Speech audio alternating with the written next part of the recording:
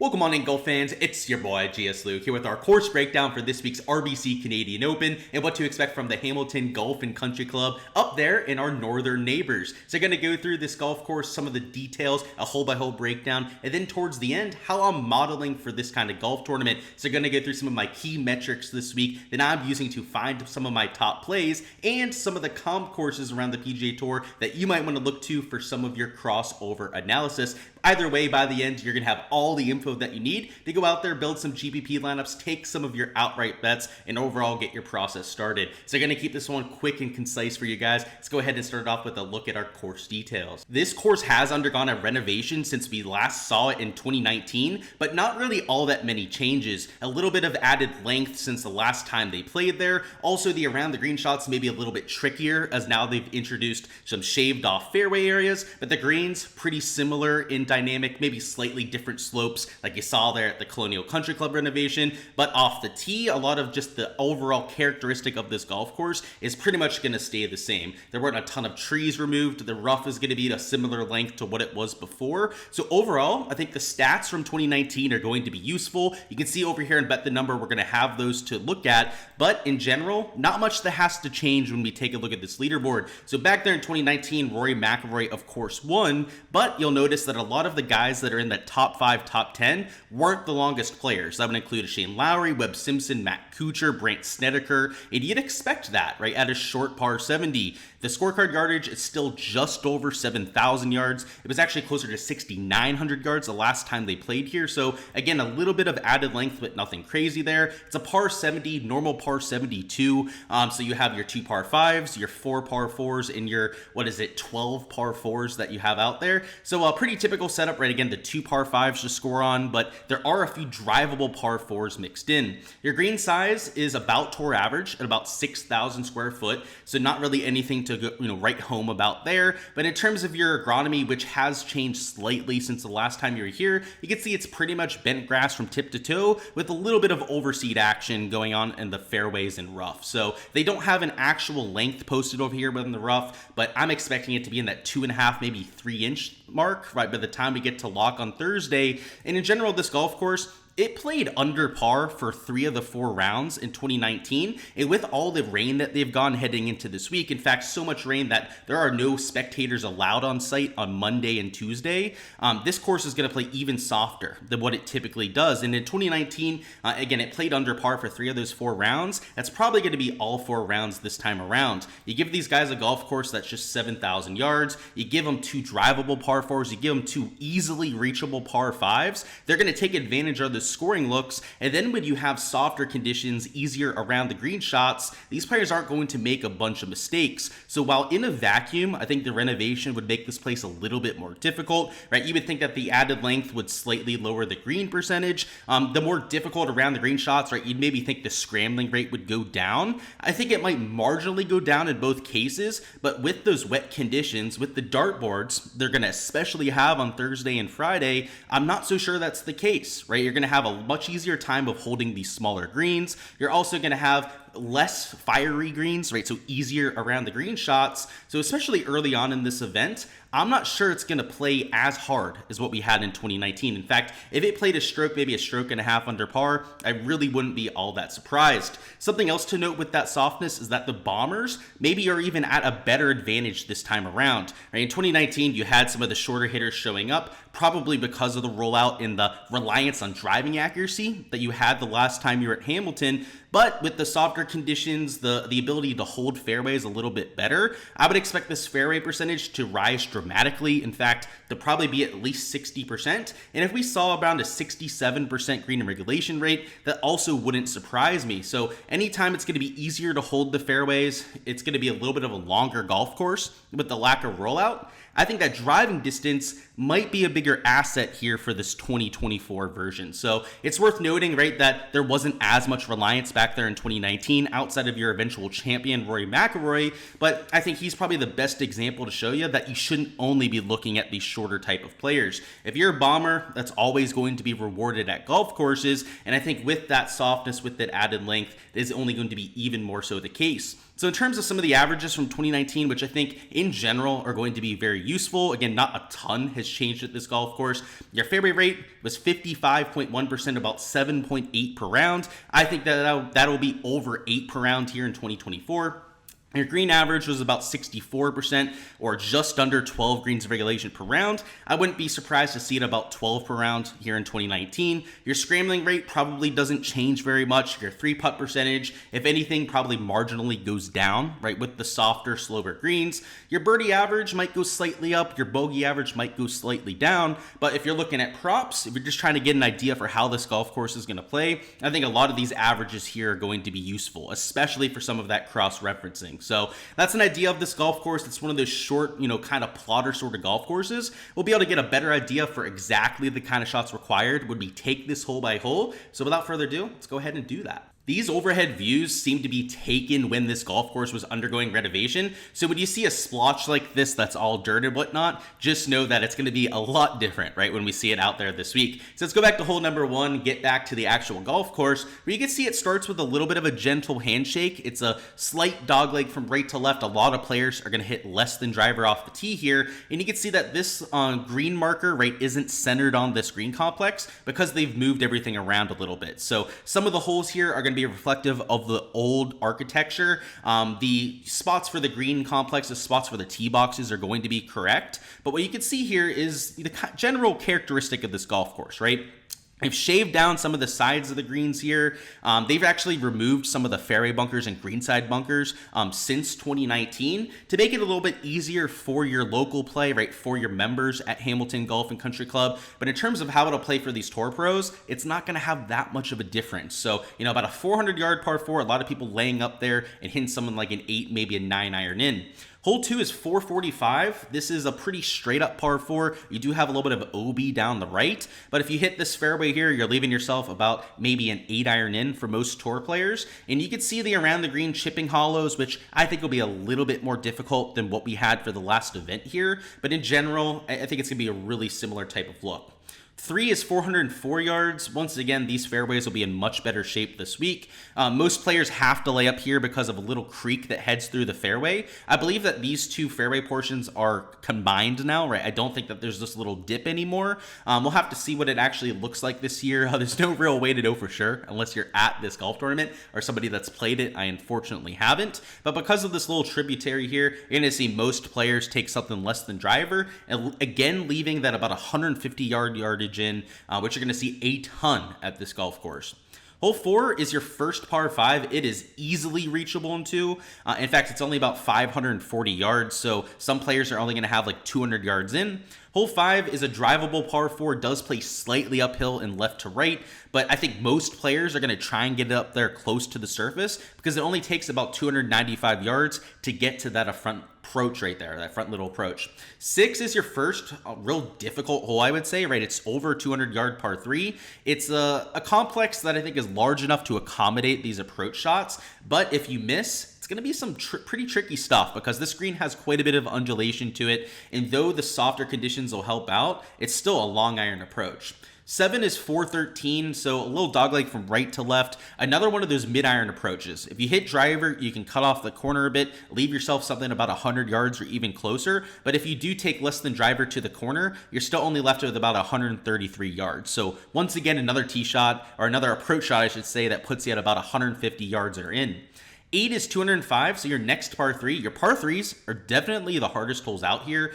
They're all almost about 200 yards. You have one that's a little bit shorter, but these around the green shots aren't to be messed with, right? If you go over this green, it's going to run a good ways off. If you miss short, it's going to come back a little bit and leave you about a 20, maybe even 30-yard chip. Either way, they're not straightforward, right? Your members at this golf course, I'm sure, have a really hard time with these par 3s, be it, right, they're playing from 150 yards, right, as opposed to this 205, but it's still a pretty tricky hole from up there.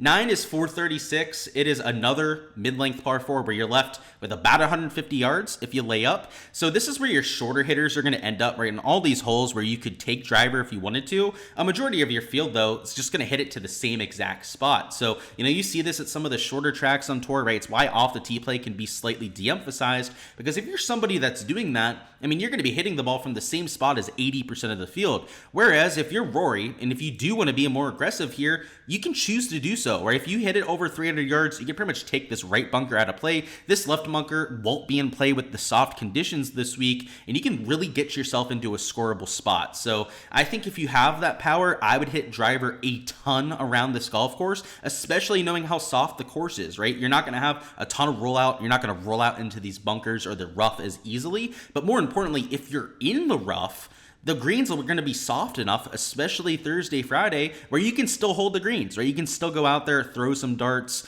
To me, that feels like a really good way to attack this golf course because, you know, if you're playing from 150 yards, you could still score out there, but you're going to have to be really, really good with the iron play. Whereas if you're a bomber, you just keep the ball in play. I feel like you can be a little bit more aggressive and set up more birdie looks. That's the way I see this, at least, especially with the weather conditions we're expecting. Now, the back nine has a lot more going on with the overhead view, so obviously it's all squared away now, but whenever they took these overhead pictures, they were doing a lot of renovations. You can see that there's a lot of dirt around the greens, and the green complexes themselves seem to have some sort of tarp over them. Either way, it's about a 386-yard par 4, a driver wedge or something less than driver wedge for pretty much every player. 11 is 471, so one of the beefier par 4s here, and a hole where distance definitely matters, because if you took a 3-wood to the corner, you're left with 186 yards, but if you're just somebody that has marginally more length out here, right, can carry it 300, you're going to leave yourself 150 yards and in. So yet again, another hole that I think you'll see more drivers on. Because normally it's hard to hit this fairway because of the shape of it, right? It's that severe dogleg from right to left. This fairway area becomes increasingly narrow, right, with the angle into it. With the softer conditions, though, if you hit this fairway, it's likely going to stay in it, right? It's not going to roll through. It's not going to bound through into that rough, which I think is going to make players more aggressive this year. 12 is 374. It is a slightly downhill tee shot, but then uphill back to the green. So I think some people might try to hit driver up there, especially like your Rorys, etc., etc. But a lot of players will be laying up to the bottom of this hill and then hitting something back up the hill with a wedge. 13 is 235, your longest par 3 on site. Hard to really get an idea for the green complex as you have all this going on, but definitely one of the harder holes out here. 14 is 446. It's going to leave you about 150 yards in if you do take a 3-wood. If you hit driver, you're going to have some fairway bunkers to worry about, but you could leave yourself about 100 yards in. And considering that the trees at this golf course, you probably noticed this so far, there are good ways away from the fairway. I mean, why not hit driver? Why not try and give yourself that 100-yard wedge shot? 15 is 418, dogleg from left to right. So there have been a lot of doglegs from right to left on this golf course. Now we're going from left to right, the other direction. And if you have that power off the tee, you can really take all of this stuff to the right out of play, right? 305 yards gets you over that bunker. Again, another hole where I think if you're an elite tier bomber, you're going to have a flip wedge in. And because the trees are so far back, it's not like a sedge field. It's not like a colonial even, right? Last week where the trees get really close to the fairways, they give you a ton of room out here. I mean, that's like 20 yards to the right. That's a solid 15 yards to the left. I wouldn't be worried about that at all if I was Rory. In fact, I'd be hitting driver on every single hole. 16 is 185 yards. This is a shorter par 3, and I say every driver hole, except for I think it's 3, right, where you have that forced layup. Every other hole I'd hit driver for Rory. Next up, you got your shortest par 3, though. It's only 185 yards. Literally, we can't see the green because it's torn up, but it's a real small one, a real tricky one because it's a shorter par 3.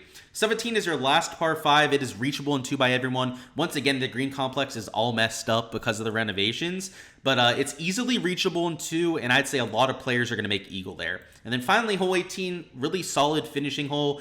You almost are forced to lay up here if this little natural area persists where you have that tributary heading through. So you're going to be forced to lay up to about 175, maybe 180 yards. And even your bombers can't take it over this stuff, right? It's about 320 to the edge of this natural area. So there's no incentive to do so, right? Everyone, and I mean even Rory, right, is going to have to lay up. So you have a few holes where this comes into play, right? It was that one par 4 in the front 9 I mentioned, and then here at 18. But outside of that, there is a lot of room to go out there and bang a driver. So it's a shorter course. You know, we saw that when we were talking about it before, right? Short par 70, kind of like the Charles Schwab. but a much different identity, right? This golf course is more wide open. I think it's more prone to hitting that driver, which I think could lead to an advantage for some of your longer players. And now for some of our key stats in modeling this week. And the number one thing I'm going to look at here, and I'm really glad that Bet the Numbers with me on this, is carry distance, because as you saw from the hole-by-hole breakdown, I think there is an advantage to being long, which normally at these shorter par 70s is the opposite, right? We're always looking for accuracy at these kind of golf courses. This is a completely different kind of test. So if we're going to look at carry distance, I think ball speed would be another good way to look at this. But the players that can hit it over 300 yards or at least like 295 yards through the air I think are a huge advantage here. So a few standouts: Keith Mitchell, of course, up there. Sam Burns in this field, always one of the longer players. Adam Scott, Nikolai Højgaard showing up in that category. Gary Woodland coming in with some form. Taylor Pendrith, of course, with the recent win. Rory, your winner from 2019. And you've got a few other guys mixed in, like your Dohertys, your Bramletts, right? Some of your tertiary level players. But the ones I'm really worried about are the ones that are coming in with form, right? So Rory, of course, you're one of your top ball speed players on tour. Right, I probably didn't have to tell you that one, but a few names to maybe keep an eye on that you weren't expecting. Cameron Young too, right? I didn't have to tell you that he hits it a long way, but like Kevin Yu has some sneaky distance out there. Even like guys like Matty Schmid, winner last week, Davis Riley hits the ball quite a long way himself. Guys like Ryan Fox, sneaky name. Carl Wan, right? Somebody that has a relatively high carry distance. We know the Bombers are always going to be an advantage regardless of golf course, but because of the setup, because of the type of design that we have here at Hamilton, I think that is even further exacerbated. And even with the changes, a lot of the changes have put bunkers at about 300 yards. If you have that distance now, it is even more valuable than what you had in 2019. And then with the soft conditions, the rain that they're getting, that is even more so the case. So that's why I wanted to emphasize that first. If you're just going to look at regular shots gained off the tee, I think that's a good way to look at it too. Your accuracy players that are laying up, I don't think it's impossible at all for them to have a good week. In fact, right, we talked about the distance, right? I've mentioned that I think that's going to be a huge factor. The other way to do it, right, would be to hit a bunch of fairways and be really good with your approach play. So if we just look at your normal shots gained off the tee, guys like McNeely are getting a huge bonus because of his driving accuracy. Even Sahith Theegala, right? Like, he's not always the best carry distance player. He hits the ball a long way if he needs to. He's been hitting a lot more fairways this year. I don't know if we want to hold that against him, right? Especially a player like Sahith, who's going to be aggressive with that driver. And Aaron Rye, right? You're going to kind of hope that he does it with that approach play. Doug Gim, same thing. Not the longest player off the tee, but a really good approach player. Could get it done that way. And let's sort this by regular old approach as well. So Corey Connors coming in, absolutely striping it. Stuart McDonald, that's a small sample thing, so I wouldn't look into that one that much. But Keith Mitchell, striping it, Andy's long off the tee. Andy's relatively accurate. You know, being accurate and long is always a great thing to have, especially at an off-the-tee heavy golf course like I think this could be. Aaron Rye, also a striper, another one that was hitting a lot of fairways. Same thing with Shane Lowry, right? Doesn't hit it a long way. He'll probably be in that layup category, right? Not being as aggressive with the driver, but he's gaining close to 3/4 of a stroke per round on approach. So, you know, if anyone's going to go out there and get it done with the irons, it's these sort of players, right? It's a Lowry and Aaron Rye that I think also really fit this golf course well. Grayson Sigg, same thing. More of an approach guy, not the best off the tee player. Not super long. Kelly Craft, same thing. There's Doug Gim that we already mentioned before. You're going to have multiple different ways, in my opinion, to get it done around this golf course, but you want to make sure that that skill set makes sense. So to point out a few people that maybe don't fit this kind of golf course, right? Maybe let's take a look at some of the players that aren't the best off the tee, right? So let's actually just sort this by DK salary so we can look at it this way. So for example, right, Tom Kim, you know, he's not been the best off the tee lately. He's not been the best off the tee here in 2024, and his iron play's kind of been struggling. So, you know, he's not the longest off the tee. He's also not the most accurate. So he would need elite tier approach play, right? If he's not going to be an off the tee player that's separating himself with that distance, then I better see a lot of approach play. And unfortunately for Tom Kim, somebody that I love playing, right, he doesn't fit those sort of metrics. Same thing with Adam Hadman, right? Not the best off the tee player. The approach play hasn't really been there lately. So, you know, we could talk about all these guys that I think really fit this sort of golf course. At least from the ball striking perspective, I have my worries about Tom Kim Hadman. Now, Tom Kim's looking a lot better lately, right? He's started to post a lot more made cuts recently, right? Top 25 at the Charles Schwab, which actually was pretty decent for DFS last week. I kind of worry about it at least being an optimal play here, right? He could still be in play, he could still go out there, probably finish top 20, but I don't know if I'd be going out there and betting these sort of players, right? Or at least taking them for like top fives, that kind of thing, because I worry about their upside. Mackenzie Hughes, the same thing, right? Your local Canadian, same thing like Adam Hadman. Kind of tough to say that I think they aren't the best plays here, but at least from the shots gained perspective, are giving me a little bit of a worry there, right? With the fact that he's not separating himself off the tee, and the approach play hasn't been there either. Who else? Matt Wallace kind of worries me. Another player that I think long-term would fit this golf course, but lately maybe isn't showing us the most with the shots gained. Ben Griffin, usually we take him at shorter positional tracks, but you can see here, right, he's losing off the tee, losing on approach. It's just probably not the best time to buy in on him. Guys like Ryan Fox, he had a much better week last week early, and then ended up faltering a bit. I kind of worry about that with him. You get the idea at this stage. I want players that are doing something off the tee, whether it's the accuracy or that driving distance, and then the iron play is pretty much a must, right? I don't care what kind of skill set that you have, whether you're a longer player off the tee, whether you're a shorter player, you've got to be doing something on approach. But speaking of approach, right, we mentioned the different approaches off the tee. Well, the approach buckets that are pertinent this week are also going to depend on your strategy off the tee, because as you saw with our whole breakdown, if you choose to take driver, you can leave yourself about 100 yards in, right? But if you lay back in front of some of the same traps, which might be an iron off the tee, at most, maybe like a 3-wood that you're hitting off the tee there, you're going to be left in this 175 to 250 range. So you can see here and Bet the Number that they have both of these range highlighted. And I think depending on your strategy off the tee, you're going to have to look at one category versus the other. So for example, this 75 to 125, I want players that are bombers showing up here. And you can see a lot of the shorter guys are the ones that are showing up. So it's not going to be easy to find a lot of them. But look at this, Sam Burns has been good from 125 and in. We know for a fact that he's going to go out there and hit a lot of drivers.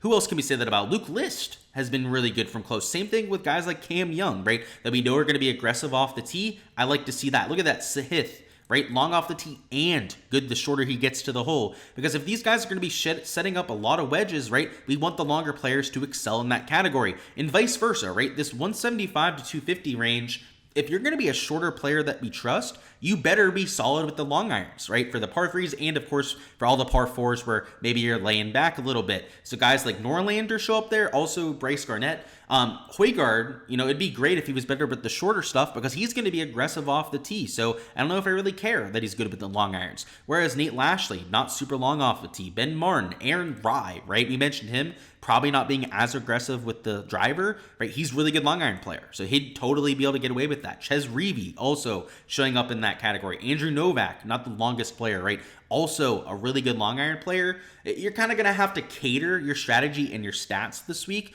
depending on the kind of off the tee player you have, right? Off the tee distance, right? You're looking at some of the shorter clubs, whereas if you're more of an accuracy guy, we're probably looking at the 75 to 125 range. If you're going to look at putting stats, you could look at bent grass stats as that is the surface for this week. I think that ball speed's another way to look at this carry distance number, right? Try and find some of the bombers. And then driving accuracy, right? I know they don't have it on here on the Bet the Number model. I would probably want to add that in as well, right? Driving accuracy is, I think, another way to go out there and get it done off the tee. And while it'd be nice to be long and accurate, I think as long as you check one of those two boxes, you're somebody that I'll consider out here for this week. So that's what I'll say from the stats. Hopefully it gives you an idea. If we sort this by the Bet the Number model, which of course, guys, if you want access to this yourself, use code Gsluke over there and Bet the Number for a discount on any membership. This is who they have as their top play. So Rory number 1, I agree with. He's just clearly the best form, best player in the field. So I would be kind of surprised if he wasn't number 1. But Sahith number 2, I love to see because he does a lot of the things we're looking for here, which is, not really what we'd normally say for him, right? In a short par 70, but this short par 70 is a lot different. Kevin Yu, a popper worth a few looks. Taylor Pendrith showing up. Cameron Champ, not all that often that he shows up towards the top, but he's up there. Sam Burns, a player that I think fits this golf course quite well. Also Cam Young there at $9,800. All players that are popping in the Bet the Number model. So like I said, make sure to check it out if you guys haven't already. They've been a huge help out there when putting together these videos, these previews for you guys, and of course for doing all of my modeling myself. So make sure to check it out below, something that I'm using for my process week in and week out that I think you guys would benefit from as well. If we're going to talk comps, I think the short par 70s on tour are obviously a really good place to start, but Hamilton is a lot different than what we're going to get for any of these other golf tournaments, right? Like I said, I think driver much more in play this week than what we have at these other tracks. So just take them with a grain of salt. I don't think they're the perfect comps this week because if you take a look at these, it's going to be a lot of shorter players, right? I think Charles Schwab's a really good place to start because we literally saw it a few days ago. This is the most recent form that we could possibly look at, and it's a similar type of golf course, but you'll see a lot of the shorter guys up here, like, you know, Riley Scheffler, long off the tee, sure, but Bradley, Morikawa, right, more about that precision than anything. Buckley, Straka, for sure the case. Mac Messner, not long at all off the tee, so it certainly fit that description. Whether you want to look at that year before that too, right, you have some bombers that showed up, right? Adam Schenk, even Grillo, I wouldn't say is a slouch off the tee, but a lot of the shorter hitters showing up. So, you know, even at Colonial, which I think is a little bit less driver heavy than what you're going to get this week, we still have bombers showing up, right? So, you know, regardless of the golf course you're at, right, you can only look into this course fit so much because you're always going to get exceptions to that rule. So, you know, guess that's something that's good to see, right, about the Colonial history is that it's not all shorter hitters, right? Sam Burns, of course, won at Colonial. So, you know, I like his skill set fit this week. So it's good to see that he won at another short par 70, but a bunch of other tracks that we could talk about. So I'm going to go to the Wyndham Championship next. So Wyndham Championship is Sedgefield Country Club, short par 70 over there in Greensboro, North Carolina. It's a place where you have to lay up a little bit more off the tee than what you're going to get at Hamilton, but we've seen some bombers have success at the Wyndham. So, you know, Tom Kim, I mentioned, not the best form coming in, but has won at the Wyndham Championship. So, you know, maybe the stat fit isn't great there, but some of the comp course history might get me onto somebody like Tom Kim this week. So we'll have to see if I end up getting there because of that, but you can see here a lot of your accuracy players showing up. You still had Benny Ann showing up, so a long bomber off the tee, but a lot of your shorter positional, more like wedge iron player sort of guys. Outside of him, maybe Cam Davis up there in the top 7. Also Adam Scott, right? I'd say he's a longer player. Everyone else that's T7 or better from this year's Wyndham Championship was a short, maybe positional sort of player. You look to the year before that, that is when Tom Kim won. Again, a lot of shorter, just accuracy guys that are showing up there. And then the year before that is when Kevin Kisner won. Also, a lot of your shorter sort of guys that were showing up that year. It's this golf course is definitely a little bit less off the tee heavy. So you're going to see that at Sedgefield. Again, that's why I think these comp courses aren't perfect. And then we can look at Pebble Beach as well, right? Another one of those shorter tracks. We could look at TPC Southwind. That would be the FedEx St. Jude. I think you're really getting the same idea regardless of what golf course we're looking at. They're all short. They're all positional. Pebble's actually a par 72. So you know what? Let's use the FedEx Cup playoff event then. Let's use the FedEx St. Jude as a little bit of a better comp. It's a par 70. It's a short par 70 at that. Definitely less than driver golf course. You can see down here, right, there's only 8 driver holes out of the 14 tee shots. So again, a course that I think is a little bit less driver heavy, but because of how strong a field it is, it's, you know, a playoff event, right? First playoff event that we have every single year, you're going to have bombers that still show up, right? So Rory, top 3 there, right? You had guys like Cantley, still finished in second. So maybe this is a good leaderboard to look at because you're still going to have bombers showing up, albeit for a different reason, right? It's just strength of field out there at the FedEx St. Jude. This week, it's because bombers are actually in play. So these comps, I just wanted to mention them. I know a lot of people like to have them to refer to.